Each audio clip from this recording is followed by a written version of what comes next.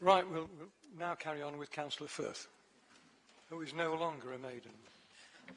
Yes, so we've already had that one, unfortunately. Right, OK. No, well, thank you very much indeed, Lord Mayor. Well, I must say, to speak earlier with regards to the youth group from Crossgates, it is fantastic to see young people, particularly kids, who are really interested and worried and concerned to get this sorted. And I'm so glad that you brought forward the Green Paper, although I do hope that you would second the amendment with regards to Councillor Wadsworth. But the one thing we have to say is this. Single-use plastics, to coin a phrase and get down with the kids in terms of Taylor Swift, we need to shake it off. We need to shake off the idea that we need to use them. We need to actually go, right, what is the future going to look like? Where do we want to be in the next 50 years in terms of plastics? Because the fact is this, when I think about this, I mentioned earlier about the fact that I've been a carer. And it is particularly hard with those people with disabilities who have difficulty swallowing or eating to use anything other than plastic straws.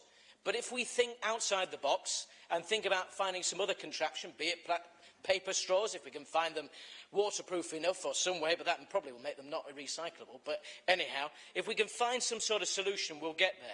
But I think that generally this is a really hot topic, and I'm glad to also say that if you looked at the past 4 speakers, that 3 of us are of the younger generation of councillors, and so I'm really glad to hear that certainly it's with every single age group within this chamber. I apologise, I forgot to include Councillor Stevenson. So all I can say on that point is this. Fundamentally, we need to do what we can. And I've been in touch with the waste strategy team about this in particular and got a very colourful map about particularly looking about how much of the actual waste that we receive is actually recyclable. And then beyond that, from the actual recyclable waste that we get from the curbside, from the green bins, actually what of that is actually recycled? Now, I am glad to say that around about, according to Andrew Lingham, who's the head of waste strategy, 80% of our waste that is put in the green recycling bin is gladly recycled. Don't get me wrong, we need to do more because that's still 20% that then has to go to the incinerator. And we know how much still goes in the incinerator otherwise. Now, the big problem we do have is in those areas that you would expect, in the terms of the fact that, unfortunately, there are other priorities that people have to deal with. The fact that their daily lives, recycling is not the absolute be-all and end-all for those who are struggling in our inner city, everywhere from down Headingley to Middleton Park, and even from as far as probably Carvey and Farsley, across to Crossgates and Winmore. And in those areas across the city, you see, according to this map, that at least 22.9%, so 18% to 22.9% of all waste that's collected is recyclable. The rest of the city is much better than that.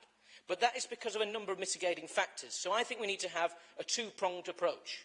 We need to, one, try and get out there and say to people that are actually in the good areas that are recycling and have good rates of recycling, how they can be better, how we can build on that 80%. But then on those areas that we know that there are other priorities, if it isn't a priority, then we need to do what we can, but at the same time really focus on trying to improve and educate, but at the same time there are other priorities that we fully understand other people may not want to actually buy into. But eventually, if the young people grow up to be the adults that then will be recycling, that'll be even better. So generally, this is a real issue. And something that I've seen quite clearly when it was raised to me by a constituent, that in 2 of the major leisure centres near us, John Smeaton and Wetherby Leisure Centre, didn't have recycling bins next to the actual vans where you could actually buy the bottles there.